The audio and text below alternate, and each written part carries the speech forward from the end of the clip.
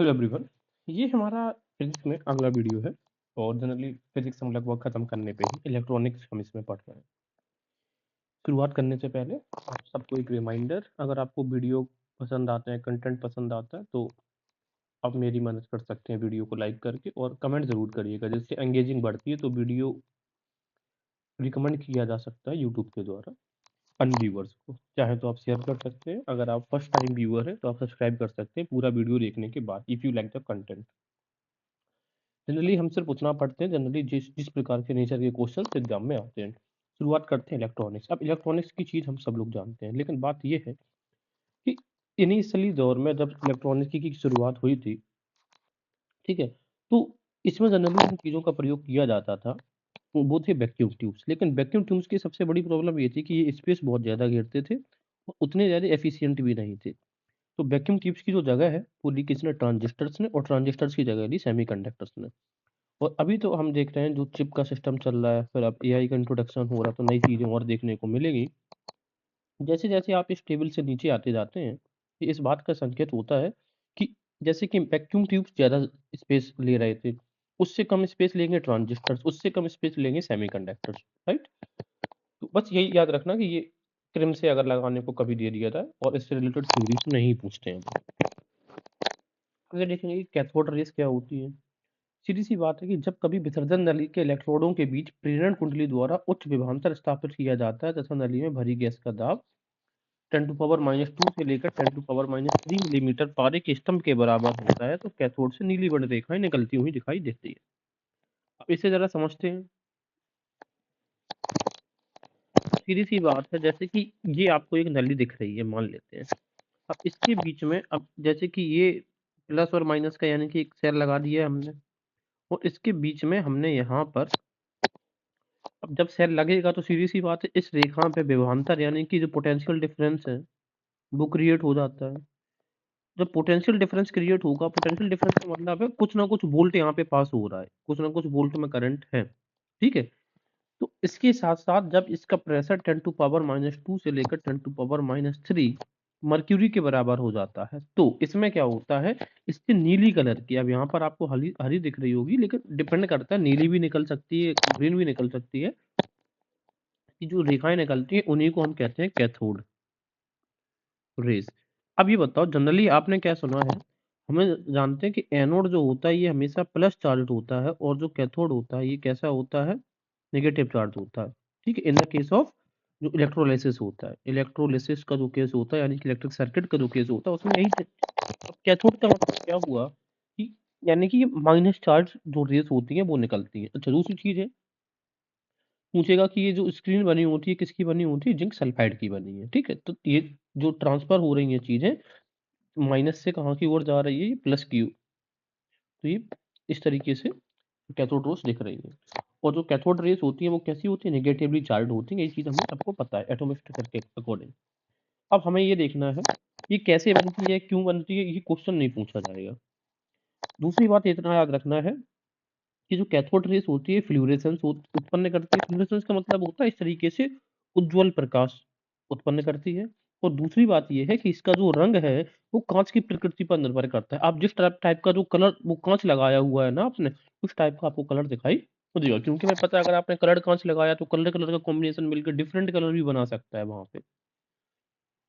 इनका प्रयोग देख लेंगे ज़रा आप ज़रा, जो सबसे इम्पोर्टेंट है। कैथोड किरणें सरल रेखा में चलती हैं, यानी कि डायरेक्ट सीधी। ये किरणें कैथोड के तल के लंबवत उत्सर्जित होती हैं। अब कैथोड का तल कहाँ से?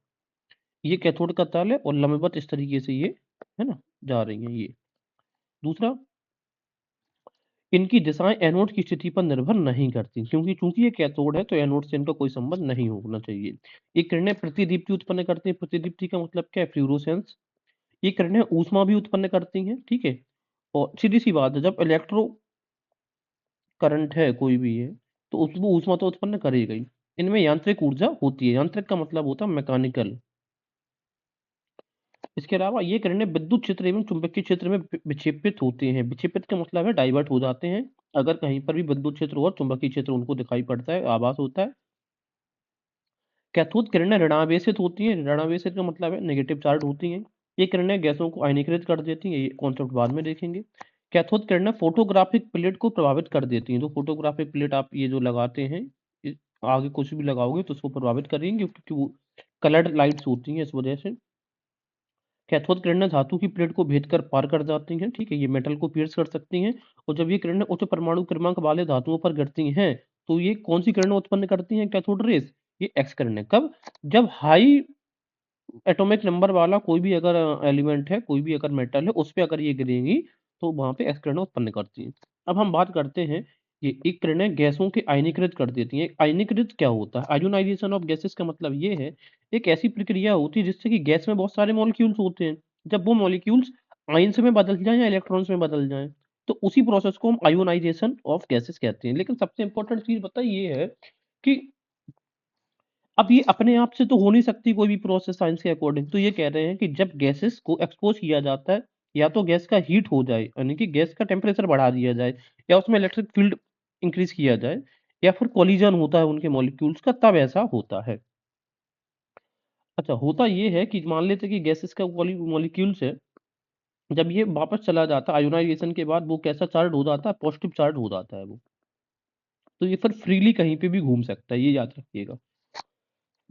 अब सबसे इम्पोर्टेंट जो चीज़ है, कभी पूछा तो नहीं जाता कि आयोनाइजेशन ऑफ गैसेस क्या है, लेकिन फिर भी अब ये जो आयोनाइजेशन हो जाता है जिस गैस का, उसी को हम प्लाज्मा अवस्था बोलते हैं। क्या बोलते हैं? प्लाज्मा।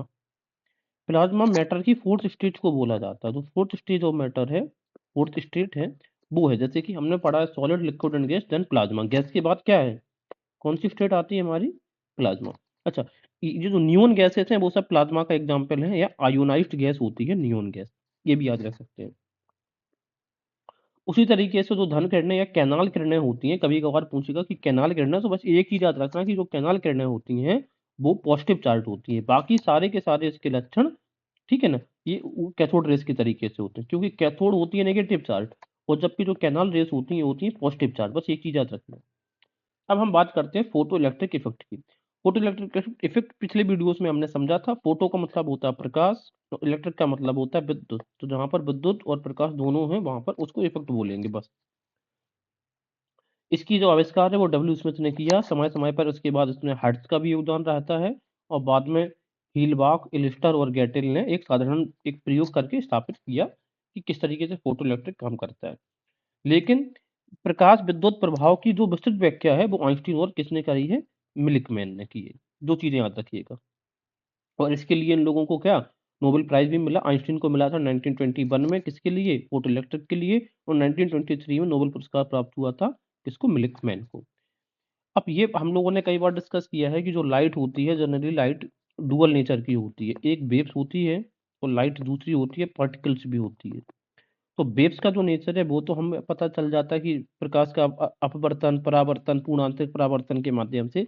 लेकिन ये लाइट जो पार्टिकल है, ये प्रूव आइंस्टीन ने किया। तो आइंस्टीन ने कहा ये एक्चुअल में ये क्या हुआ है? फोटोन है। फोटोन का मतलब क्या होता है? तो प्रकाश के छोटे-छोटे कण होते हैं, उनका एक जो बंडल होता है, उसी को हम फोटोन बोलते हैं। यानी कि बहुत हाईली चार्ज्ड एनर्जी होती है ये। ये हाईली एनर्जेटिक चीज़ें होती हैं, जिसको आपको मतलब आउटर स्पेस में देखने को हमें मिलता है। ठीक है? तो यही चीज़ें यहाँ पे उन्होंने दी है। अब बात करते हैं कि प्रकाश विद्युत प्रभाव के नियम हमारे लिए ज़रूरी नहीं है। इनका जो प्रयोग कहाँ-कहाँ पर होता है, ये हमारे लिए ज़रूरी है। एक बनता है फोटो इलेक्ट्रिक सेल। कैसे? जब फोटो यानी कि प्रकाश पड़ता है, तो ये किसमें कन्वर्ट करता है? इलेक्ट्रिसिटी में कन्वर्ट करता है। तो उसमें क्या होता है? प्रकाश ऊर्जा को विद्युत ऊर्जा में बदला जाता है, यही चीज़। अब फोटो इलेक्ट्रिक सेल का साधारण उदाहरण है, सोलर प्लेट होती है आपकी। सोलर प्लेट क्या करती है? जैसे ये प्लेट है, इसके ऊपर जैसे प्रकाश पड़ा, तो ये वायर से 2 कनेक्शन रहता है, ये जाके अपना करंट कहाँ पे स्टोर करता है? बैटरी में स्टोर कर देता है, ठीक है ना? ये मान लो ये बैटरी रखी है, ये प्लस है, तो इस साइड ये प्लस होगा, प्लस का प्लस, माइनस का माइनस में लगा दिया जाता है, तो ये बैटरी में एनर्जी स्टोर हो गई। अब ये बैटरी है, ठीक है ना? ये इन्वर्टर से कनेक्ट होती है, तो फिर ये जो इन्वर्टर होता है, यहाँ से वायर जाता है, ये पूरे उसमें घर में आपको सप्लाई करता है। तो सोलर एनर्जी एक्चुअल में किसमें ट्रांसफर हो रही है? इलेक्ट्रिक एनर्जी में। फोटोवोल्टिक सेल का आपको उदाहरण दे दिया। दूसरे होते हैं फोटो कंडक्टिव सेल। अब कंडक्शन का मतलब क्या होता है? ऊष्मा से रिलेटेड है या नहीं है? बताया था कंडक्शन होता है ऊष्मा। और फोटो एमिसिव, एमिसिव का मतलब क्या होता है? इमिशन करना, किसी चीज का उत्सर्जन करना। तो फोटो कंडक्टिव सेल की बात हो, फोटोवोल्टिक सेल की बात हो, और फोटो एमिसिव सेल, ये तीनों के तीनों किस प्रकार के हैं? ये फोटो इलेक्ट्रिक सेल का उदाहरण है। अब प्रकाश विद्युत सेल के उपयोग देखें, इसका सर्वाधिक उपयोग कहाँ पे किया जाता है? सिनेमा घरों में ध्वनि के पुनरुत्पादन यानी कि रिप्रोडक्शन ऑफ साउंड व टेलीविजन में किया जाता है। पहला एग्जाम्पल हमें समझ में आना चाहिए, या जो एग्जाम्पल्स याद कर सकते हैं कि इसका प्रयोग कहाँ पे रिप्रोडक्शन ऑफ साउंड में किया जाता है। दूसरा है, सड़कों पे जनरली हम क्या देखते हैं, जैसे एक खंबा लगा रहता है और वो जो लाइट होती है उसमें लाइट लगी रहती है, अपने आप ये शाम जैसी होती है, जैसे इवनिंग का टाइम होता है अपने आप जल जाती है। किसी वजह से, क्योंकि इसमें प्रकाश विद्युत सेलों के द्वारा ऑटोमेटिक ऑपरेट कर दी जाती है। उसी तरीके से जो ऐसे गेट होते हैं, जो ऑटोमेटिक गेट्स होते हैं, उनको खोलने और बंद करने के लिए भी हम प्रकाश विद्युत सेल यानी कि फोटोवोल्टिक सेल का प्रयोग किया जाता है। इन द सिमिलर वे जो बैंकों की जो तिजोरियां होती हैं उनमें भी फोटोवोल्टिक सेल लगे होते हैं कि जब चोरी वगैरह कुछ होता है तो वो सायरन देने बजने लगता है। प्रकाश विद्युत सेलों का उपयोग अंतरिक्ष यान की बैटरियों के आवेशन के में किया जाता है। कहने का मतलब ये है कि अंतरिक्ष यान जनरली जो भी सैटेलाइट्स वगैरह जाते हैं उनमें हम क्या देखते हैं, ऊपर फोटोवोल्टिक सेल्स लगी होती है, तो उनमें बैटरी रखी होती है, तो ये बैटरी को भी चार्ज करती रहती है, जैसे हमारे घरों में चार्ज करते हैं ना, उसी तरीके से वहां पे भी दिन के समय इन बैटरियों को आवेशित किया जाता है। आवेशित का मतलब है चार्ज किया जाता है। दिन के समय ये चार्ज हो जाती है और रात के समय इनसे बिजली प्राप्त की जाती है, यानी कि वो लाइट सप्लाई करती है। तो जनरली ये मुख्य काम थे हमारे फोटोवोल्टिक यानी कि प्रकाश वोल्टी या फोटो इलेक्ट्रिक सेल के। चलिए अब हम बात करते हैं फ्लूरेसेंस क्या है। इसको फ्लूरेंस इंग्लिश से अपेक्षा आप हिंदी को जरा समझो पहले। अब दो, क्योंकि दो टर्म आएंगे, एक आएगा प्रतिदीप्ति टर्म आएगा और एक आएगा स्फुरदीप्ति। ठीक है, अब ये जरा मैं आपको समझाता हूँ। देखो प्रति का मतलब क्या होता है, जैसे एक बालक ये है, एक ये है, एक बालक ये है। अब इसको मैं बोलूं एक एक चॉकलेट दो इन दोनों को, इन तीनों को, तो आप क्या बोलोगे कि प्रत्येक को एक एक चॉकलेट दी, मतलब एक पे एक, एक पे एक, एक पे एक, यही तो मतलब होता है प्रतिदीप्ति का। तो फ्लोरेसेंस ऐसे पदार्थ होते हैं जिनमें जब तक लाइट पड़ेगी, प्रति का सेंस मतलब क्या है कि जब तक एक एक किरण पड़े, अगर इस पे एक किरण पड़ी, मान लो ये एक सरफेस है, इस पर अगर एक किरण पड़ती है लाइट की, तो ये एक किरण ही उत्सर्जित करेगी, दो पड़ेगी तो दो करेगी, यानी कि जब तक इस पर प्रकाश पड़ेगा, जब तक इससे प्रकाश टकराएगा, इसके कांटेक्ट में आएगा, एक्सपोज होती रहेगी ये परत प्रकाश से, तभी तक ये बस फ्लोरोसेंस प्रकाश देगा। प्रकाश आना बंद, इसका उत्सर्जन बंद। इसी वजह से इसको कहा गया है प्रतिदीप्ति। ठीक है, दीप्ति का मतलब क्या होता है? प्रकाश होता है ना, चमकना। अब जरा अब ये समझो, जैसे कि ये क्लियर है, होता ये है कि ये जो रेस आती है, तो सीधी सी बात है, जो भी प्रकाश आएगा ये शॉर्ट रेडिएशन रहेगा। शॉर्ट रेडिएशन का मतलब क्या है, इसकी जो तीव्रता है वो अधिक है, तो इसकी जो फ्रीक्वेंसी होती है शॉर्ट रेडिएशन में, हाई फ्रीक्वेंसी होगी, सॉरी हाई वेवलेंथ होगी। वेवलेंथ कैसी होगी इसकी? हाई होगी। ठीक है, लेकिन अब जब ये उत्सर्जित करता है तो ये लॉन्ग रेडिएशन उत्सर्जित करता है। क्या करता है? Long radiation. लॉन्ग रेडिएशन में लो वेवलेंथ होती है, लो वेवलेंथ होती है। ठीक है, शॉर्ट रेडिएशन होगा तो इसकी जो फ्रीक्वेंसी होती है, तो फ्रीक्वेंसी होती है हाई होती है, और यहाँ पे फ्रीक्वेंसी होगी कैसी? लो फ्रीक्वेंसी होगी। मैं आपको अभी समझा रहा हूँ ये है क्या।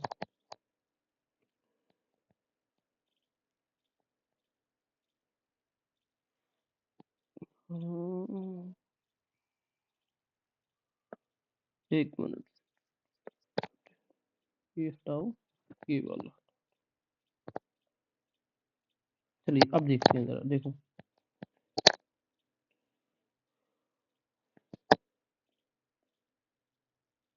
शॉर्ट वेवलेंथ, ये है लॉन्ग वेवलेंथ। देखो, जब भी जैसे अब पृथ्वी होती है, तो पृथ्वी को हम क्या जानते हैं कि जब सूर्य का प्रकाश पृथ्वी पर पड़ता है, उस रेडिएशन कैसी होती है? शॉर्ट शॉर्ट रेडिएशन होती है। शॉर्ट रेडिएशन में हमेशा हाई फ्रीक्वेंसी होती है। ठीक है, यानी कि शॉर्ट रेडिएशन का मतलब है कि हाई फ्रीक्वेंसी। देखो, अगर रेडिएशन शॉर्ट है तो उसकी वेवलेंथ भी कैसी होगी? शॉर्ट ही होती है।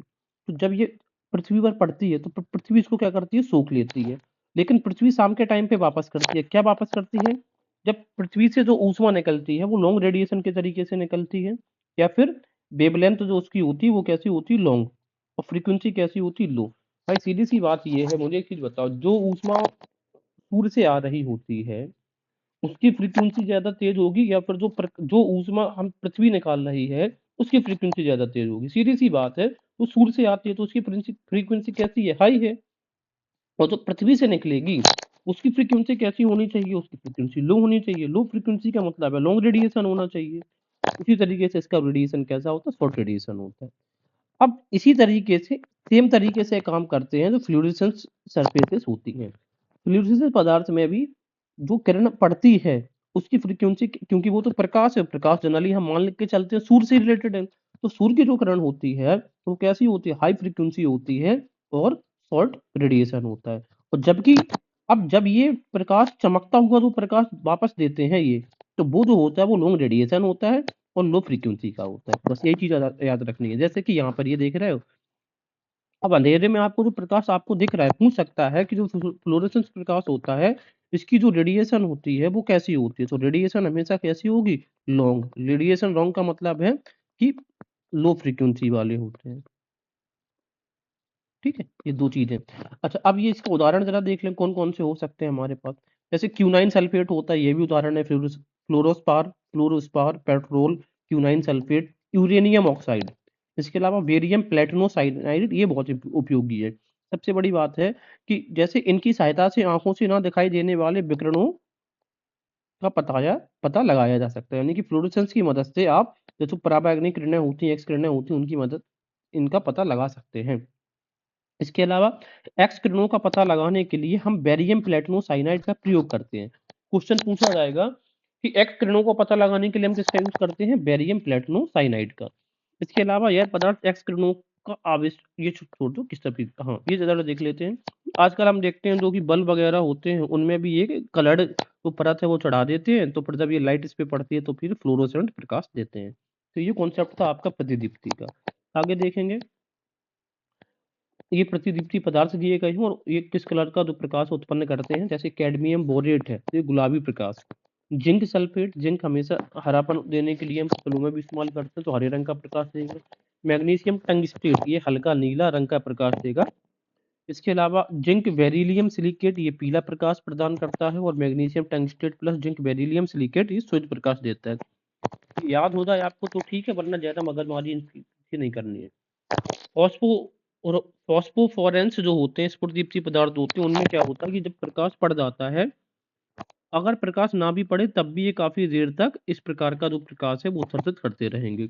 उदाहरण के तौर पर है जैसे कि जिंक सल्फाइड है, कैल्शियम सल्फाइड है, बेरिलियम सल्फाइड, ये सब उदाहरण है। जिंक सल्फाइड पर जब नीले रंग का प्रकाश डाला जाता है तो वह हरे रंग का प्रकाश उत्सर्जन करता है। किस पे, जिंक सल्फाइड पे। जब उसमें नीला डालोगे तो वो हरा उत्सर्जित करेगा। बस आगे देखना है कि गर्म करने पर स्फुटदीप्ती पदार्थों की क्षमता नष्ट हो जाती है। सीधी सी बात है, किसी भी चीज को अगर आप गर्म करेंगे तो उनकी जो कैपेसिटी होती है वो कम होती है। आजकल कहाँ कहाँ पर इनका प्रयोग होता है, जैसे घड़ी की सुइयों पर प्रयोग हो रहा है।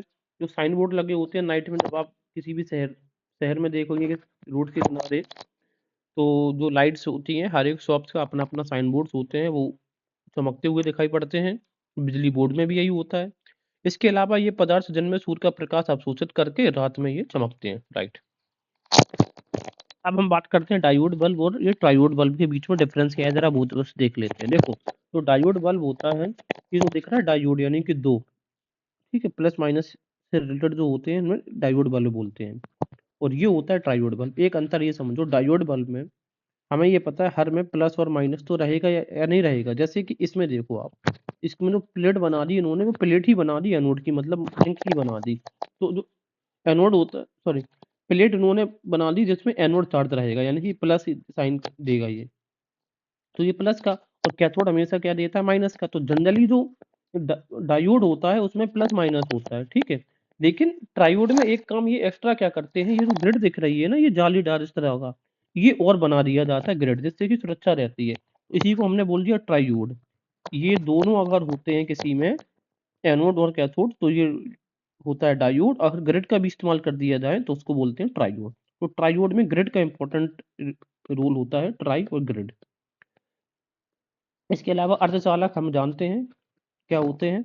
टेक्निकली इसमें ये कहा गया है, टेक्निकली जो डेफिनेशन है, कहीं इलेक्ट्रॉन मुक्त हो जाता है और कहीं रिक्त बन जाता है, इसी को हम क्या कहते हैं, अर्धचालक। ठीक है, ऐसे पदार्थ जिनमें इलेक्ट्रॉनिक संरचना इस प्रकार की होती है कि कहीं इलेक्ट्रॉन तो मतलब रिलीज हो जाते हैं, लेकिन कहीं क्या हो जाता है, होल बन जाता है। तो जहां पर इलेक्ट्रॉन रिलीज होते हैं वहां पे तो light pass, sorry, current pass होता है, लेकिन जहां पर ये होल बन जाता है वहां से जो करंट होता है वो पास नहीं हो पाता। इसी वजह से इनको सेमीकंडक्टर कहा जाता है। अब ये क्या है, इनकी विद्युत चालकता सामान्य ताप पर कंडक्टर्स और विद्युत रोधी का मतलब क्या होता है, इंसुलेटर्स जो होते हैं उनके कहीं ना कहीं बीच में होती है। सीधी सी बात ये है कि जो कंडक्टर्स होते हैं ये बहुत अच्छे चालक, यानी कि इनको चालक माना जाता है। इंसुलेटर्स को हम प्रतिरोधक मानते हैं। और ये क्या है, सेमीकंडक्टर अर्धचालक है, तो उनके बीच में ही तो ये कहीं ना कहीं यहाँ पर लाई करेगा। उदाहरण के तौर पे जर्मेनियम और सिलिकॉन ऐसे मुख्य पदार्थ हैं जिनको हम सेमीकंडक्टर बोल सकते हैं। इनका उपयोग इलेक्ट्रॉनिक्स और ट्रांजिस्टर उपकरणों में किया जाता है। उसी के तरीके से सुपर कंडक्टिविटी में क्या होता है, जैसे कि सुपर कंडक्टिविटी का मतलब होता है कि जब एक पर्टिकुलर कोई भी वस्तु एक निश्चित ताप पर पहुंच जाती है तो वो सुपर कंडक्टिविटी में कन्वर्ट हो जाता है। जैसे कि नियोबिस्टिन 180 केल्विन ताप पर अति चालकता प्राप्त कर लेती है। अगर नियोबिस्टिन का आप टेम्परेचर है 180 केल्विन बढ़ा दो तो वो अति चालकता यानी कि सुपर कंडक्टिविटी का गुण उसके अंदर आ जाता है। कोई पदार्थ जिस ताप पर अति चालक बनता है, यानी कि कोई भी पदार्थ है, मैटर है, जिस टेम्परेचर पर वो अति चालक यानी कि सुपर कंडक्टर बन जाता है उसको हम क्रांतिक ताप यानी कि क्रिटिकल टेम्परेचर बोलते हैं। क्रिटिकल टेम्परेचर ये। चलिए आगे देखते हैं। ये ट्रांजिस्टर के बारे में, उत्सर्जक, ये कलेक्टर, ऑसिलेटर।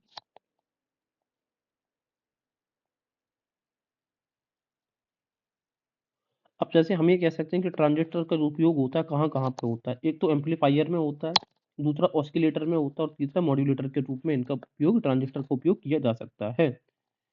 ऊष्मीय ट्रायोड की तुलना में इसका आकार काफी छोटा होता है और इनके जो परिचालन की किसी ऊष्मा की आवश्यकता नहीं होती है इसमें। इसलिए ट्रांजिस्टर युक्त उपकरण छोटे, हल्के और परिचालन के मितव्ययी होते हैं। बस ये याद रखना है कि ये कहाँ कहाँ पर इस्तेमाल हो सकता है, कैसे, एम्पलीफायर के रूप में, ऑसिलेटर के रूप में और मॉड्यूलेटर के रूप में। टेलीविजन, ये ठीक है, जानते हैं, जॉन एल्बर्ट ने इसकी मतलब इसको खोजा था। आइकोनोस्कोप का मतलब क्या है, यह चित्र द्वारा प्रकीर्णित यानी कि स्कैटर्ड प्रकाश तरंगों को विद्युत तरंगों में परिवर्तित करता है। पूछो दिया जाए कि आइकोनोस्कोप क्या करता है, तो जो फैला हुआ प्रकाश तरंगें होती हैं उसको वो किसमें कन्वर्ट कर देता है, विद्युत तरंगों में परिवर्तित करता है। आइकन का मतलब क्या होता है, प्रकाश, और आइकन का मतलब होता है छवि। वो छवि बनती किससे है, प्रकाश से बनती है। तो प्रकाश को कन्वर्ट करता है इलेक्ट्रिसिटी में, जिन्हें परिवर्तित और मॉड्यूलेटेड करके दूरस्थ स्थानों को प्रेषित कर दिया जाता है। फिर उनको एम्पलीफाई करके और मॉड्यूलेट करके बहुत दूर दूर तक उनको सेंड किया जाता है। काइनोस्कोप का मतलब क्या होता है, काइनो का मतलब है कैथोड, कैथोड किरण oscillograph, CRO, cathode rays oscillograph है इसका फुल फॉर्म, ठीक है। इसकी कैथोड किरण गति को आइकोनोस्कोप से आने वाली विद्युत तरंगों से तुल्यकालित कर पर्दे पर चित्रबद्ध दृश्य के अनुसार प्रतिदीप्ति उत्पन्न करती है और दृष्टि निर्बंध यानी कि परसिस्टेंस ऑफ विजन के कारण एक सतत चित्र पर्दे पर दिखाई पड़ता है। यानी कि पर्दे पर जो भी हम चित्र देखते हैं वो सीधी सी बात है काइनोस्कोप की मदद से देखते हैं, यानी कि कैथोड किरण ऑसिलोग्राफ की मदद से। रडार का जनरली अगर हम काम देखेंगे तो जो रडार का काम है, रडार का उपयोग, रडार का पहले फुल फॉर्म देख लेते हैं। रेडियो वेव्स पर काम करने वाला है, तो रेडियो डिटेक्शन एंड रेंजिंग। हाँ, रडार का उपयोग वायुयानों के संसूचन का मतलब सूचना के लिए, निर्देशन में, डायरेक्शन जब उनको दी जाती है, और संरक्षण में किस तरीके से उनको हिफाजत करी जा सकती है। बादलों की स्थिति व दूरी ज्ञात करने में भी रडार का प्रयोग होता है। धातु व तेल भंडारों का पता लगाने में, ये बहुत इंपॉर्टेंट है, जो नीचे धातु या फिर जो तेल ऑयल रिजर्व होते हैं उनका पता लगाने में। वायुमंडल की उच्चतम परत क्या है ये भी पता लगता है, क्योंकि बादलों की स्थिति भी इन्हीं से जानी जाती है। आयन मंडल की ऊंचाई, ये सब याद करने में रडार का प्रयोग होता है। रडार के आविष्कार का श्रेय किसको दिया गया है, रॉबर्ट वाटसन को। इसके बाद हम बात करेंगे लेजर की। लेजर का मतलब है light amplification by stimulated emission of radiation. Laser का प्रयोग जरा हम देखेंगे कहाँ कहाँ पर होता है। Laser is a process by which we get a light beam which is coherent, highly monochromatic होता है, ये एक वर्णीय होता है, यानी ठीक है, एंड ऑलमोस्ट परफेक्टली पैरेलल। ये सबसे इंपॉर्टेंट चीज है लेजर की। लेजर कैसा होता है, मोनोक्रेटिक होता है। मोनोक्रेटिक का मतलब है एक वर्णीय होता है। जैसे कि प्रकाश में हर एक आपको वर्ण देखने को मिलेगा, पूरा विव्यूर देखने को मिलता है, लेकिन लेजर में बस यही नहीं होता कि पूरा विव्यूर नहीं होता, सिर्फ एक ही वर्ण होता होगा उसमें। गुण देखते हैं। लेजर तरंगें एक वर्णीय यानी कि मोनोक्रेटिक होती हैं, यानी कि विभिन्न तरंगों की आवृत्ति समान होती है। जो डिफरेंट डिफरेंट वेव्स होती हैं इसकी जो फ्रीक्वेंसी होगी सेम होती है, इसी वजह से इसको हम एक वर्णीय कहते हैं। लेजर का प्रकाश उच्च निर्देशात्मक होता है और यह बहुत अधिक दूरी तक बिना अपसरित यानी कि बिना फैले हुए ये बहुत दूरी तक जा सकता है। लेजर के द्वारा फेम्टो सेकंड यानी कि फेम्टो सेकंड का मतलब होगा 10 टू पावर -15 सेकंड के स्तर तक कार्य किया जा सकता है, जबकि जो हाई लेवल के कंप्यूटर्स होते हैं उनकी कार्यप्रणाली सिर्फ नैनो सेकंड तक ही सीमित है। तो लेज़र बहुत हाई टेक टेक्नोलॉजी है, ठीक है? ये फेम्टो सेकंड तक काम कर सकता है, जबकि जो हाई टेक कंप्यूटर्स होते हैं वो सिर्फ नैनो सेकंड्स में काम करते हैं। लेज़र का उपयोग ज़रा देखें, उपयोग सीडी कॉम्पैक्ट डिस्क में, डीवीडी में, डीवीडी का फुल फॉर्म है digital versatile disc, CD ROMs में, एकक डिस्कों पर आंकड़ों के संग्रहण यानी कि डेटा कलेक्शन और डेटा स्टोरेज के लिए होता है। इसका इनका उपयोग स्कैनर उपकरण यानी कि जो स्कैनर बनाए जाते हैं उनके लिए भी होता है। साथ में फिंगरप्रिंट पहचान, उपग्रहों तथा उच्च उड़ान भारतीय जो एयरक्राफ्ट होते हैं, उनसे खींची गई तस्वीरों के प्रसंस्करण प्रसंस्करण से मतलब है प्रोसेसिंग, सीधी-सी बात है। अब कोई ये चीज़ें तो जा रही है, जा रही है, जा रही है, मान लो स्पेसक्राफ्ट है, वो तो ट्रैवल कर रहा है। अब इसमें आप बैठे हो, अब आप फ़ोटो खींचो तो ये बताओ क्लियर आएगी फ़ोटो? नहीं आएगी। तो उसको डेटा के थ्रू क्या प्रोसेस करके फिर न्यू इमेज बनाया जाता है, तो उसी में लेज़र काम आता है। साथ में दूसरा इम्पोर्टेंट काम है, ये दूरी एवं समय मापने में भी लेज़र का काम आता है और उससे ज़्यादा इम्पोर्टेंट है परमाणुओं की आंतरिक जो संरचना का अध्ययन किया जाता है लेज़र के माध्यम से। यानी कि जो होलोग्राफी होती है उसमें भी लेज़र का इस्तेमाल होता है। अंतरिक्ष में रॉकेट और जो उपग्रह के मार्गदर्शन के लिए भी इसका उपयोग किया जाता है, किसका? लेज़र लाइट्स का। औद्योगिक क्षेत्र की बात करें तो सर्वेक्षण यानी कि सर्वे में, डेटा नेटवर्क उपलब्ध कराने में, पदार्थों के प्रसंस्करण में और जो गैर विनाशकारी परीक्षण होते हैं उनमें लेज़र का प्रयोग होता है। इसके अलावा लेज़र का प्रयोग हीरे को तराशने में, रत्न प्रसंस्करण में, सिरेमिक में, प्लास्टिक कार्डबोर्ड जो बनाए जाते हैं उनके संबंध में भी होता है। इसी रक्षा क्षेत्र यानी कि डिफेंस की बात करें तो जैसे स्टार वॉर्स टाइप के जो प्रोग्राम है इनके अंतर्गत लेज़र की विध्वंसक क्षमता यानी कि लेज़र जो वेपन्स होते हैं वो बनाए जाते हैं। जैसे स्टार वॉर्स की मूवीज़ भी तो आई थी। इसके अलावा रसायन विज्ञान में देखें तो उपचार उपकरण यानी कि ट्रीटमेंट के लिए भी लेज़र का इस्तेमाल होता है और जो केमिकल रिएक्शंस होती हैं उनमें भी लेज़र का इस्तेमाल होता है। स्वास्थ्य एवं चिकित्सा क्षेत्र की बात करेंगे तो कैंसर के उपचार के लिए, कैंसर ट्रीटमेंट के लिए, हृदय की धमनियों में रक्त के जमने से जो भी रोध उत्पन्न हो जाता है, अवरोध यानी कि डिसकंटिन्यूटी हो जाती है जो ब्लड ट्रांसपोर्टेशन में, उसको हटा सकता है। नेत्रों के विभिन्न प्रकार के जो रोग होते हैं, ऑपरेशन होते हैं, कहते हैं ना कि लेज़र ट्रीटमेंट हो रहा है, लेज़र ऑपरेशन होगा आइज़ का, उसके लिए। इसके अंतर्गत आँखों से related excimer, LASIK, laser surgery होती है आँखों से, तो जो चश्मे लगाते हैं उससे चश्मा छुटकारा दिलाया जा सकता है एक्साइमर, लेसिक, लेज़र सर्जरी के द्वारा। आर्गन अथवा जो क्रिप्टॉन आयन लेज़र का उपयोग कहाँ पे होता है? रेटिना उपचार के लिए होता है। साथ में इसके साथ-साथ लोगों के जो अन्य रोग होता है आँखों का, उसके लिए भी आप आर्गन और क्रिप्टॉन आयन का इस्तेमाल कर सकते हैं। लेज़र के द्वारा जो गॉल ब्लैडर होता है यानी कि पित्ताशय होता है और जो गुर्दा किडनी की पथरी का उपचार पूर्ण कारागार ढंग से किया जा सकता है। ठीक है? तो गैल ब्लैडर यानी कि जो किडनी है या फिर गुर्दा है, ठीक है? या पित्ताशय का उपयोग रोग हटाने के लिए किया जाते हैं। लेज़र का प्रयोग हृदय के बाईपास सर्जरी में भी किया जा सकता है, जाता है। लेज़र जैसे हमने देखी उसी तरीके से एक हम और देख लेंगे मेजर्स। मेजर्स का मतलब है मेजर भी उसी सिद्धांत पर कार्य करता है जिस आधार पर लेज़र कार्य करता है। लेज़र में जो प्रकाश किरणें उत्पन्न होती हैं जबकि मेजर में सूक्ष्म तरंगें यानी कि जो माइक्रोवेव्स होती हैं ये काम करती हैं जबकि लेज़र में प्रकाश तरंगें किरणें काम करती हैं। एक अंतर यही है लेज़र और मेजर्स में। मेजर्स का अगर हम देखें फुल फॉर्म है माइक्रोवेव, इसका नाम ही एम से माइक्रोवेव, तो ये सूक्ष्म तरंग है। Amplification by stimulated emission of radiation. इसके अलावा इसका उपयोग कहाँ-कहाँ पे होता है? मेजर तरंगों का उपयोग रडार में प्रयोग करके कृत्रिम उपग्रहों आदि को ठीक-ठाक पता लगाया जाता है। जो कृत्रिम उपग्रह होते हैं यानी कि सैटेलाइट्स जो होते हैं उनका। तथा कई ग्रहों के संबंध में भी आवश्यक जानकारी प्राप्त करी जा सकती है मेजर से। मेजर तरंगों का उपयोग समुद्र के अंदर संदेश भेजने में भी किया जाता है क्योंकि माइक्रोवेव से। साथ में लेज़र की तरह मेजर तरंगों के द्वारा कई रोगों का इलाज भी किया जाता है। तो समुद्र के अंदर संदेश भेजने के लिए माइक्रोवेव तरंगें यानी कि मेजर्स, जिसका फुल फॉर्म है microwave amplification by stimulated emission का प्रयोग होता है। तो ये थी हमारी आज की वीडियो चर्चा, जो इम्पोर्टेंट फैक्ट्स थे लुसेंस बुक में वो हमने कवर किए हैं। वीडियो अच्छी लगी हो, आपको पसंद आई है तो लाइक शेयर कर सकते हैं, चैनल को सब्सक्राइब कर सकते हैं अगर आप फर्स्ट टाइम व्यूअर हैं। Thank you.